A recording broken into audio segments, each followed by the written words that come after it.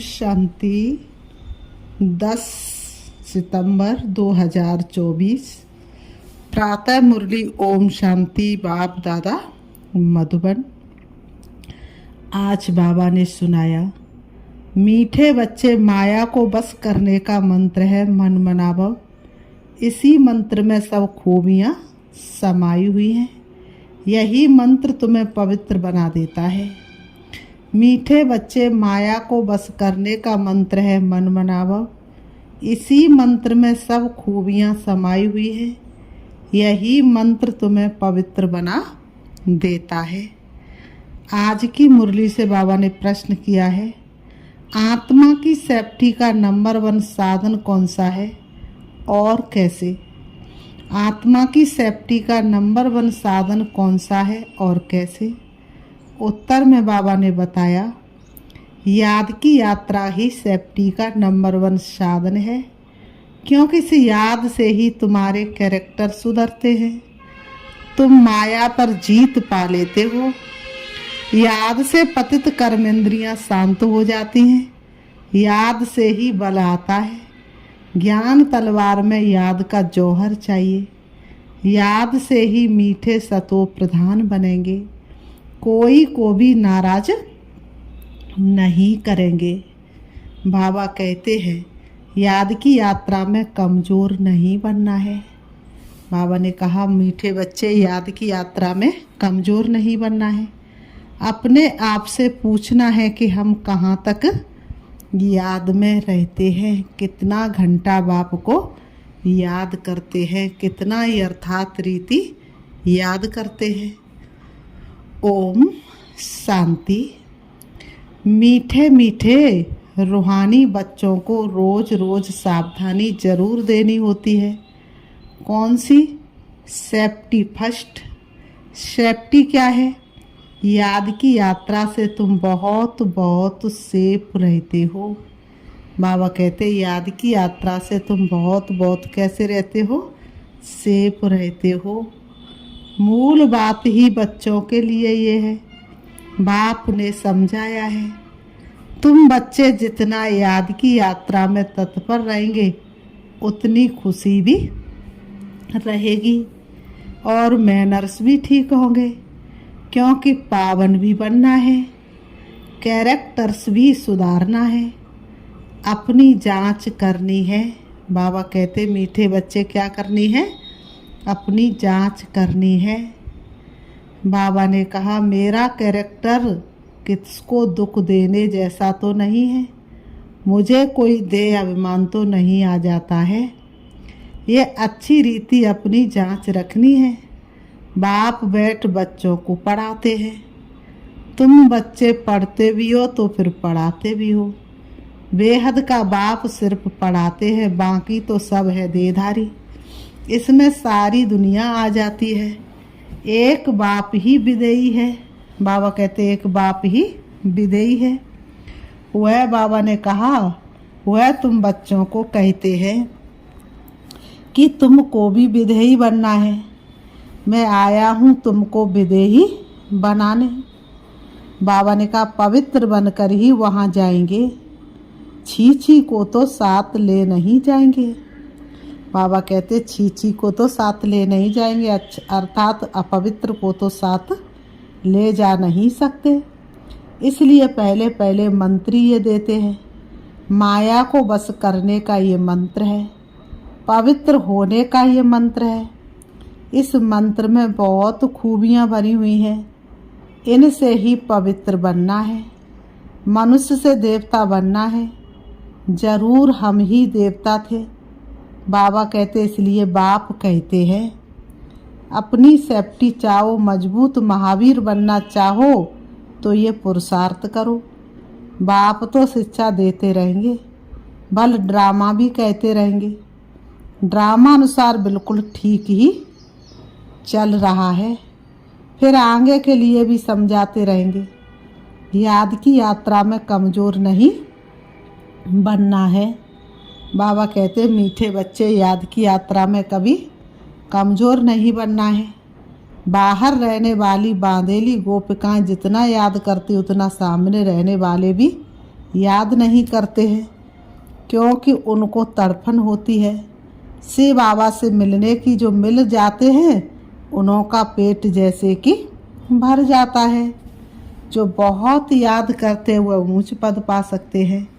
देखा जाता है अच्छे अच्छे बड़े बड़े सेंटर्स संभालने वाले मुख्य भी याद की यात्रा में कमज़ोर है।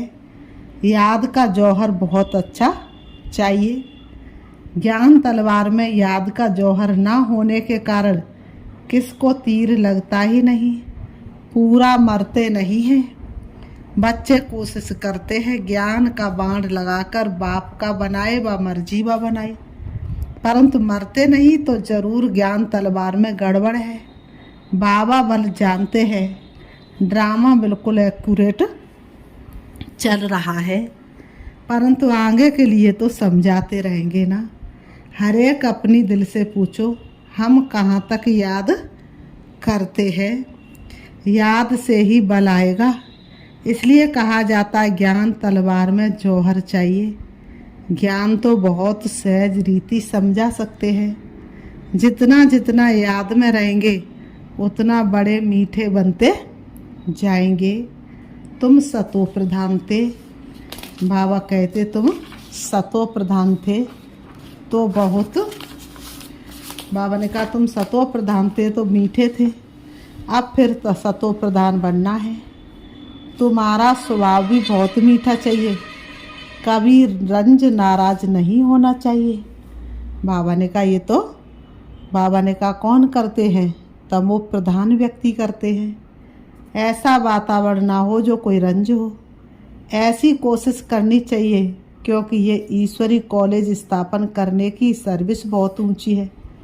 विश्वविद्यालय तो भारत में बहुत गाए जाते हैं, वास्तव में वह है नहीं। विश्वविद्यालय तो एक ही होता है। बाप आकर सबको मुक्ति, जीवन मुक्ति देते हैं।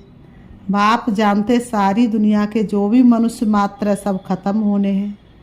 बाप को बुलाया भी इसलिए है कि छीछी दुनिया का खात्मा और नई दुनिया की स्थापना करो। बच्चे भी समझते हैं बरोबर बाप आया हुआ है। अभी माया का पंप कितना है, फॉल ऑफ पाम्पिया का खेल भी दिखाते हैं। बड़े बड़े मकान आदि बना रहे हैं, ये है पंप। सतयुग में इतने मंजिल, सतयुग में इतने मंजिल के मकान बनते ही नहीं। यहाँ बनते हैं क्योंकि रहने के लिए ज़मीन कम है। विनाश जब होता है तब सब बड़े बड़े मकान भी गिर पड़ते हैं। बाबा ने कहा विनाश जब होता है तो बड़े बड़े मकान भी गिर पड़ते हैं। आगे इतनी बड़ी बड़ी बिल्डिंग नहीं बनती थी। बॉम्ब्स जब छोड़ेंगे तो ऐसे गिरेंगे जैसे ताश के पत्ते गिरते हैं। इसका मतलब ये नहीं है कि वही मरेंगे बाकी दूसरे रह जाएंगे, नहीं। जो जहाँ होगा, चाहे समुद्र पर हो, पृथ्वी पर हो, आकाश में हो, पहाड़ों पर हो, उड़ रहा हो, सब खत्म हो जाएंगे। ये पुरानी दुनिया है ना, जो भी 84 लाख योनियाँ हैं ये सब खत्म हो जानी है। बाबा ने कहा कोई भी रहने वाला नहीं है। फिर सतयुग से सृष्टि की शुरुआत होगी। वहाँ नई दुनिया में ये कुछ भी होगा नहीं, ना इतने मनुष्य होंगे और ना मच्छर, ना जीव जंतु आदि होंगे। यहाँ तो ढेर के ढेर है, यहाँ तो गिनती कोई कर ना सके। मनुष्य जैसे तमो प्रधान बना तो प्रकृति ने जीव जंतु भी तमो प्रधान पैदा करना शुरू कर दिया। अब तुम बच्चे भी देवता बनते हो तो वहाँ हर चीज़ सतो प्रधान होती है। यहाँ भी बड़े आदमी के घर में जाएंगे तो बड़ी सफाई आदि रहती है। तुम तो सबसे जास्ती बड़े देवता बनते हो, बड़े आदमी भी नहीं कहेंगे, तुम बहुत ऊंच देवताएं बनते हो। ये कोई नई बात नहीं है, 5000 वर्ष पहले भी तुम ये बने थे नंबरवार। ये इतना किचड़ा आदि वहाँ कुछ भी नहीं होगा। बच्चों को बड़ी खुशी होती है, हम बहुत ऊंच देवता बनते हैं। एक ही बाप हमको पढ़ाने वाला है जो हमको बहुत ऊंच बनाते हैं। पढ़ाई में हमेशा नंबरवार पोजीशन वाले होते हैं। कोई कम पढ़ते, कोई जास्ती पढ़ते हैं। अब बच्चे पुरुषार्थ कर रहे हैं, बड़े बड़े सेंटर्स खोल रहे हैं, इसलिए कि बड़ों बड़ों को मालूम पड़े। भारत का प्राचीन राजयोग भी गाया हुआ है। खास विलायत वालों को जास्ती उत्सुकता होती है राजयोग सीखने की। भारतवासी तो तमो प्रधान बुद्धि है, वह फिर भी तमो बुद्धि है, इसलिए उन्हों को शौक रहता है भारत का प्राचीन राजयोग सीखने का। भारत का प्राचीन राजयोग नामी ग्रामी है, जिससे ही भारत स्वर्ग बना था। बहुत थोड़े आते हैं जो पूरी रीति समझते हैं। स्वर्ग हेवन पास हो गया सो फिर होगा जरूर। हेवन अथवा पैराडाइज है सबसे वंडर ऑफ वर्ल्ड। स्वर्ग का कितना नाम वाला है। स्वर्ग और नरक, शिवालय और वैश्यालय। बच्चों को अब नंबरवार याद है कि हमको अब शिवालय में जाना है। वहाँ जाने के लिए शिव बाबा को याद करना है। वही पंडा है सबको ले जाने वाला। भक्ति को कहा जाता है रात, ज्ञान को कहा जाता है दिन। ये बेहद की बात है। बाबा कहते नई चीज़ और पुरानी चीज़ में बहुत फ़र्क होता है। अब बच्चों की दिल होती है इतनी ऊंचे ते ऊंच पढ़ाई, ऊंचे ते ऊंचे मकान में हम पढ़ाए तो बड़े बड़े लोग आएंगे। एक एक को बैठ समझाना पड़ता है। वास्तव में पढ़ाई व शिक्षा के लिए एकांत में स्थान होते हैं। ब्रह्म ज्ञानियों के भी आश्रम शहर से दूर दूर होते हैं और नीचे ही रहते हैं, इतने ऊपर की मंजिल पर नहीं रहते हैं। अभी तो तमो प्रधान होने से शहर में अंदर घुस पड़े हैं। वह ताकत खत्म हो गई है। तपस्या करने की ताकत खत्म, जंगल में रहने की ताकत खत्म। तपस्या होगी तभी तो जंगल में जाके रह पाएंगे। तो अब तो वह ताकत खत्म हो गई है। इस समय सबकी बैटरी खाली है। अब बैटरी को कैसे भरना है, ये बाप के सिवाय कोई भी बैटरी चार्ज कर ना सके। बाप के सिवाय कोई भी बैटरी को चार्ज कर ना सके। बच्चों को बैटरी चार्ज करने से ही ताकत आती है। उसके लिए मुख्य है याद। उसमें ही माया के विघ्न पड़ते हैं। कोई तो सर्जन के आगे सच बतलाते हैं, कोई छिपा लेते हैं। अंदर में जो खामियां वह तो बाप को बतलानी पड़े। इस जन्म में जो पाप किए हैं वह अविनाशी सर्जन के आगे वर्णन करना चाहिए, नहीं तो वह दिल अंदर खाता रहेगा। अविनाशी सर्जन को नहीं बताया तो दिल अंदर खाता रहेगा। सुनाने के बाद फिर खाएगा नहीं। अंदर रख लेना ये भी नुकसान कारक है। कमी कमजोरी को अंदर रख लेना, सर्जन को नहीं बताना, ये भी हानिकारक है। जो सच्चे सच्चे बच्चे बनते हैं वह सब बाप को बतला देते हैं। इस जन्म में ये पाप किए हैं। दिन प्रतिदिन बाप जोर देते रहते हैं। दिन प्रतिदिन बाप जोर देते रहते हैं। ये तुम्हारा अंतिम जन्म है। ये जन्म अब सफल हो, तुम्हारा प्यास जन्मों की अब बुझ रही है। तमो प्रधान से पाप तो जरूर होते होंगे ना। जिसके अंदर 5 विकार भरपूर होंगे तो पाप कर्म तो होते होंगे। बाप कहते हैं मैं बहुत जन्मों के अंत में जो नंबर 1 पतित बना है उनमें ही प्रवेश करता हूँ, क्योंकि उनको ही फिर नंबर 1 में जाना है। बहुत मेहनत करनी पड़ती है। इस जन्म में पाप हुए तो है ना। कईयों को पता ही नहीं पड़ता है कि हम ये क्या कर रहे हैं। बाबा कहते हैं सच नहीं बतलाते हैं, कोई कोई सच बतला देते हैं। बाप ने समझाया है बच्चे तुम्हारी कर्मेंद्रियां शांत तब होती हैं जब कर्मातीत अवस्था बनती है। जैसे मनुष्य बूढ़े होते हैं तो कर्मेंद्रियां ऑटोमेटिकली शांत हो जाती हैं। इसमें तो छोटेपन में ही सब शांत हो जाना चाहिए। योग बल में अच्छी तरह रहे तो इन सब बातों की एंड हो जाए। वहाँ कोई ऐसी गंदी बीमारी, किचर पट्टी आदि कुछ भी नहीं होता। मनुष्य बड़े साफ शुद्ध रहते हैं, वहाँ है ही राम राज, यहाँ है रावण राज। तो अनेक प्रकार की गंदगी की बीमारियां आदि हैं। सतयुग में ये कुछ होती नहीं, बात मत पूछो। नाम ही कितना फर्स्ट क्लास है। स्वर्ग, बाबा ने कहा नाम ही कितना फर्स्ट क्लास है स्वर्ग। नई दुनिया, बड़ी सफाई रहती है वहाँ। बाप को समझाते हैं, श्री बाबा बैठ करके समझाते हैं। बाबा ने कहा इस पुरुषोत्तम संगम युग पर ही तुम ये सब बातें सुनते हो, कल नहीं सुनते थे। कल मृत्यु लोक के मालिक थे, आज अमर लोक के मालिक बनते हो। निश्चय हो जाता है कल मृत्यु लोक में थे, अभी संगम युग पर आने से अमर लोक में जाने के लिए तुम पुरुषार्थ कर रहे हो। पढ़ाने वाला भी अब मिला है। जो अच्छी रीति पढ़ते हैं तो पैसा भी अच्छा कमाते हैं। बलिहारी पढ़ाई की कहेंगे, ये भी ऐसे है। इस पढ़ाई से तुम बहुत ऊंच पद पाते हो। अभी तुम रोशनी में हो, ये भी सिवाय तुम बच्चों के और कोई को मालूम नहीं है। तुम भी फिर घड़ी घड़ी भूल जाते हो। उनका तुम भी घड़ी घड़ी भूल जाते हो, पुरानी दुनिया में चले जाते हो। भूलना माना पुरानी दुनिया में चले जाना।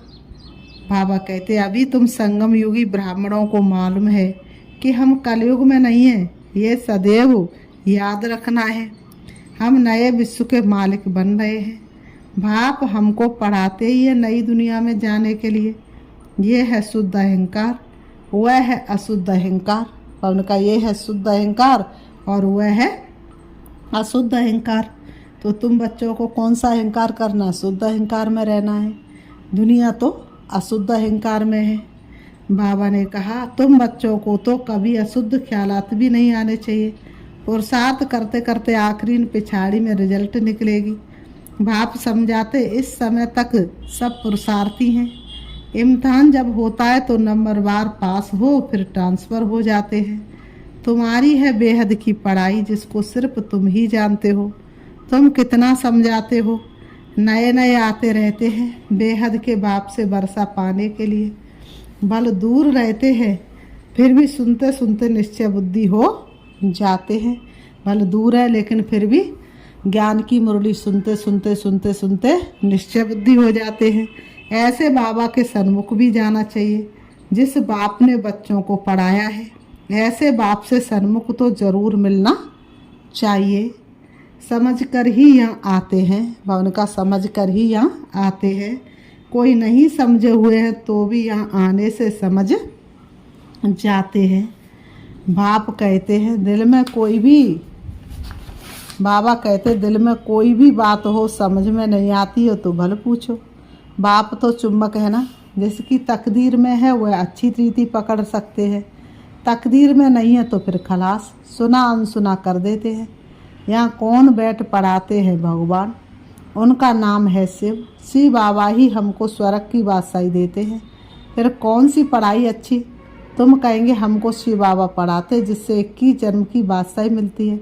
ऐसे ऐसे समझाते समझाते ले जाते हैं। कोई तो पूरा न समझने के कारण इतनी सर्विस नहीं कर सकते हैं। बंधन की जंजीरों में जकड़े रहते हैं। शुरू में तो तुम कैसे अपने को जंजीरों से छुड़ा कर आए, जैसे कोई मस्ताने होते हैं। ये भी ड्रामा में पार्ट था जो कशिश हुई। बाबा कहते ड्रामा में भट्टी बननी थी। जीते जी मरे, फिर माया की तरफ कोई कोई चले गए। युद्ध तो होती है ना, माया देखती है, इसने बड़ी हिम्मत दिखाई है। अब हम भी ठोक कर देखते हैं कि पक्के हैं व नहीं। बच्चों की कितनी संभाल होती थी, सब कुछ सिखलाते थे। तुम बच्चे एल्बम आदि देखते हो, लेकिन सिर्फ चित्र देखने से भी समझ ना सके। कोई बैठ समझाए कि क्या क्या होता था, कैसे भट्टी में पड़े थे, फिर कोई कैसे निकले, कोई कैसे। जैसे रुपए छपते हैं तो भी कोई कोई खराब हो पड़ते हैं। ये भी ईश्वरी मिशनरी है। ईश्वर बैठ धर्म की स्थापना करते हैं।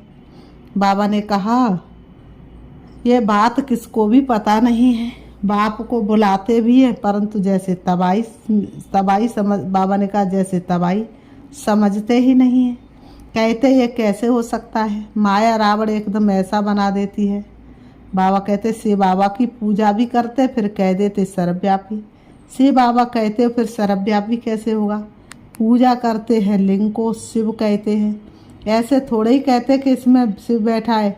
अब पत्थर ठिक्कर में भगवान को कहना तो क्या सब भगवान ही भगवान है? भगवान अनलिमिटेड तो नहीं होंगे ना। तो बाप बच्चों को समझाते, कल्प पहले भी ऐसे समझाया था। फिर बाबा कहते अच्छा, मीठे मीठे सिकीलते बच्चों प्रति माता पिता बाप दादा का याद प्यार और गुड मॉर्निंग। रूहानी बाप की रूहानी बच्चों को नमस्ते। हम रूहानी बच्चों की रूहानी बाप दादा को याद प्यार और नमस्ते नमस्ते नमस्ते। धारणा के लिए मुख्य सार नंबर 1, ऐसा मीठा वातावरण बनाना है जिसमें कोई भी नाराज ना हो। बाप समान विदेही बनने का पुरुषार्थ करना है। याद के बल से अपना स्वभाव मीठा और कर्म इंद्रियां शांत करनी है। नंबर 2, सदा इसी नशे में रहना है कि अभी हम संगम युगी हैं, कलयुगी नहीं। बाप हमें नए विश्व का मालिक बनाने के लिए पढ़ा रहे हैं। अशुद्ध ख्यालात समाप्त कर देने हैं। आज की मुरली से वरदान है, अकाल तख्त और दिल तख्त पर बैठ सदा श्रेष्ठ कर्म करने वाले कर्म योगी भाव।